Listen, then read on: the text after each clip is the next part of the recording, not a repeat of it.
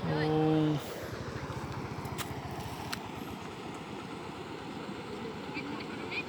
มีแต่น้ำ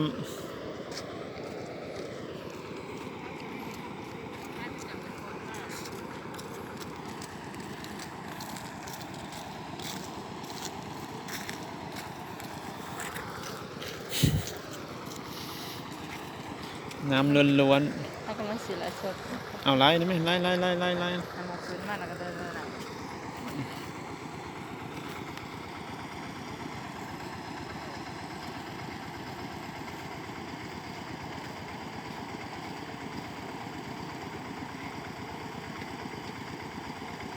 น้ำท่วมประเทศลาว